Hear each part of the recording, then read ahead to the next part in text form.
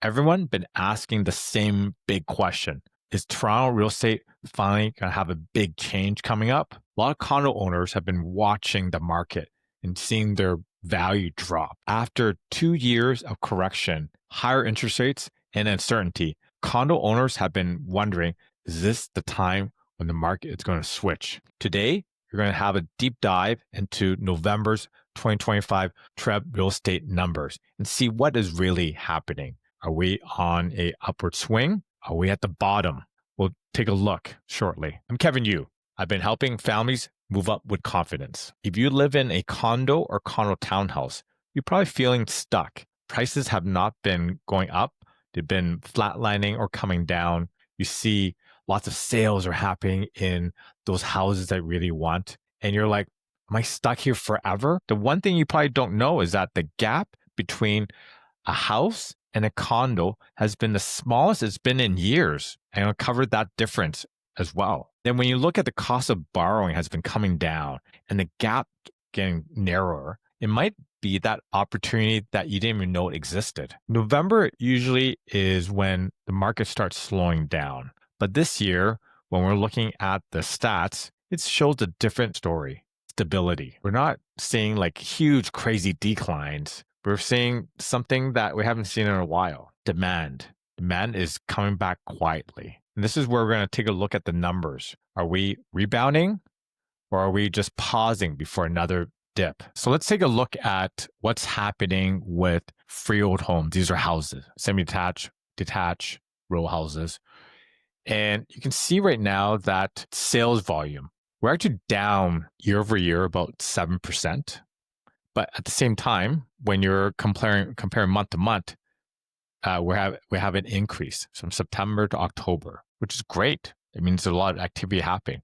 When we look at previous years, what else usually happens September, October? There's usually an increase anyway. So you can see over here. So month over month, last year was up, and then this year's up again. But we're comparing to year over year, we're still down about 7%. So that's one thing. What's happening with prices? When we're looking at this is all in Toronto 416 area code. You see a downward trend in prices from over here in terms of when we're looking at May 2023, as you can see going down, even May from next year, May, and then when we look at October, prices have gone down about 9%. Month for month, about almost 3%. Next thing we look at, what's happening with new listings in this category? New listing volume has increased year over year. So now we have more choices and it seems like sales activity is dropping. So that's where the downward pressure in prices is coming along because there's more choices for buyers. The next thing that we look at how long are these properties staying on the market? What's the average days on market? We look at the average days on market. We see that month over month, we're up 2%. And year over year up 12%. So that means it's taking longer to sell properties, which is another thing that's probably helping increase or decrease the sale price. Last thing I want to take a look at, if you have a house, what type of market are we in? We're sitting about 3.6% of inventory.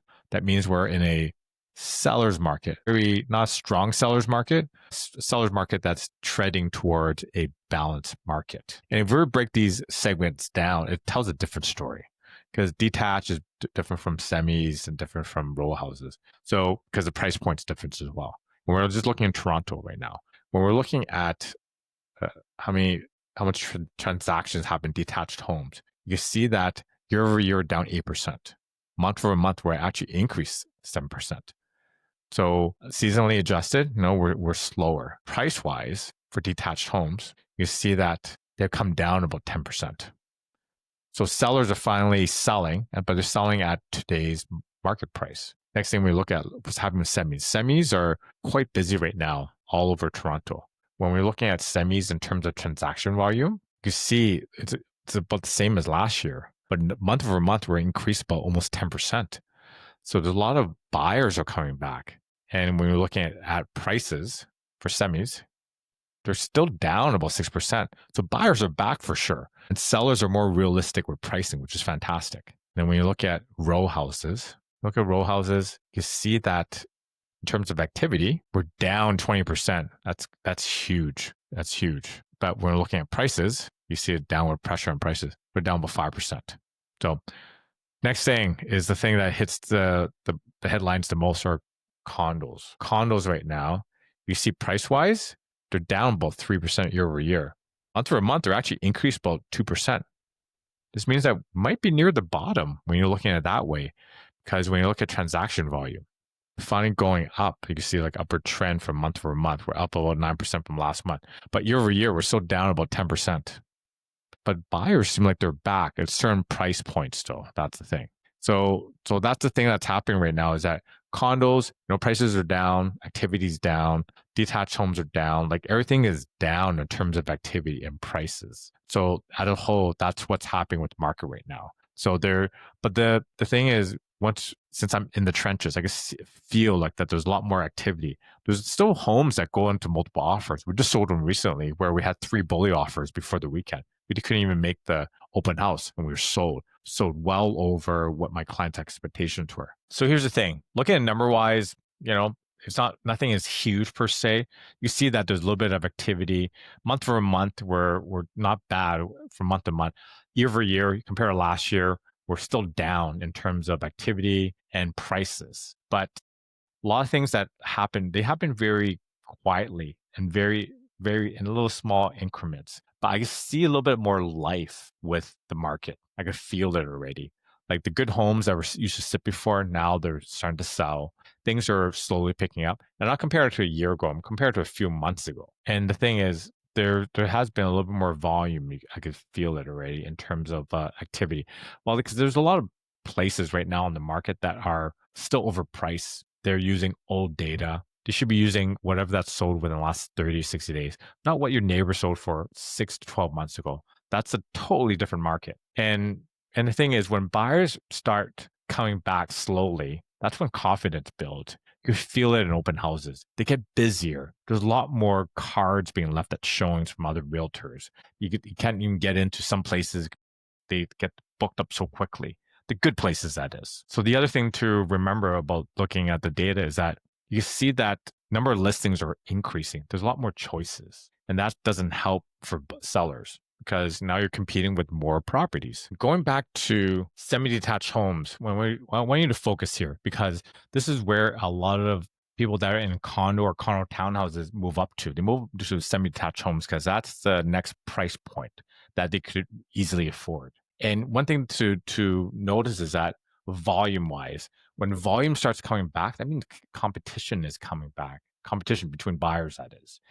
And you can see over here that sales volume were pretty much the same as last year, but month for month, we're increased about 11%.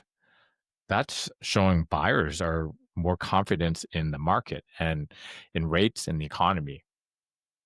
But the other thing to pay attention to if you're in a condo townhouse is that transaction volume for condo townhouses has also increased about almost 20% from last year. People that are either coming from a rental, coming from home, buying the first property, these type of properties are starting to get bought up. And what that means is that the owners of these condo townhouses are starting to be able to sell their place and then move up to the next level. So you can see the chain is starting to move. The transactions start moving in the proper direction for these move up buyers. When they do, that means there's going to be a lot more buyers for semi-detached homes, and we're starting to see it slowly. And I guarantee you by spring, you're going to see a lot more multiple offers. Maybe not as much as it was back in the heyday of 2021 and beginning of 2022, but there's going to be more activity. I don't see prices jumping crazy by any means. It's going to probably go up maybe 1 or 2% in the next little while. But when we're looking at prices as well, when you look at prices for condo townhouses, they come down about 6% year over year. It means that sellers are finally realizing where the value of their homes are, and they're finally letting them go because a lot of them are holding on for dear life for the longest time. But when you look at condos though, like prices have only year over year only have dropped about 3%. We might be near the bottom because the drastic changes might be gone and prices might be stabilizing very soon for condos. because that supply is going to start getting eaten up pretty quickly once rates drop even more. We might have 2 more rate drops in the next little while. And then the affordability comes. It might not bring a lot of investors back, but you're going to probably bring a lot of first-time homebuyers back. The next thing that drives the market a lot is obviously interest rates, because that controls affordability. And you see right now, we're in this territory right now where we had 2 back-to-back rate drops in last little while. The last time that happened was at the beginning of the year, and this would have what spurred a lot of activity in Q1. Q1 was actually a good year this year for 2025. A lot more buyers are back on the market because they felt confident when they start seeing rates drop. And then, you know what, tariffs happened, all the news from the States, and that caused the market to pretty much slow down pretty quickly. So now we're back at that position where we had 2 back-to-back rate drops. So what does that mean? It might create an influx of more buyers onto the market in January. I checked in with a few of my mortgage brokers, and they're saying they've been busy doing pre-approvals, busier than they've been last little while. So that's signifying something. A lot of buyers are preparing to enter the market either now or very soon. And if we have a couple more rate drops next year, we guarantee you that a lot more buyers are going to enter into the market, but now they can afford to buy that home that they always wanted. So I tracked some prices and the difference between condos and freehold homes for the last few years. The most 2 years to focus on was back in 2021 and 2022. This was the height of the market. So if you're looking to buy a home back in 2021, detached home cost $1.8 million. Semi-detached 1.4, townhouse 1.3. Compare that to today. That detached home today costs $200,000 less almost. That same thing with the semi-detached home. They're about $150,000 less. And when you're looking at townhomes, $150,000. When you're looking at condos have come down about $50K. And condo townhouses have come down, well, like about $130,000 almost. So, but when you look at the difference, if you were to upgrade back in 2021 between a detached home and condo, it would cost you about $100,000. But let's say you're moving up to the one that makes sense, the semi-detached home. From a condo, it was a almost $700,000 difference.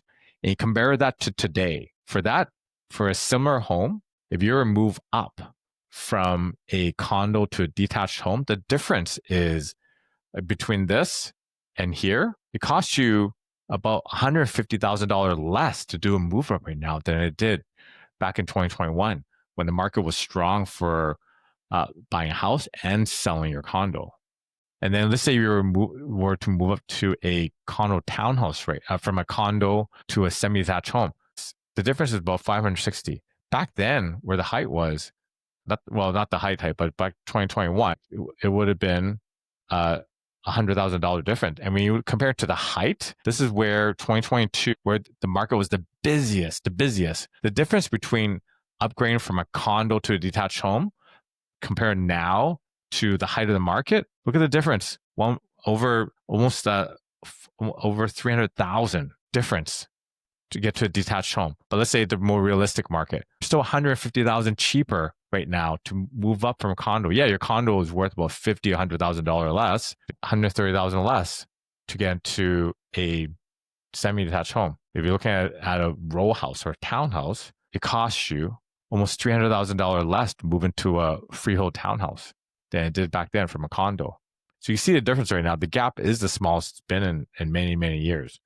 Not saying to move up by any means, but when you look at the stats, look at the numbers, it's actually cheaper right now to do that move up. And now with rates dropping and with the affordability is even better right now than it was before because you're paying less for your home and rates are coming down to not to where it was before because that was like free money pretty much.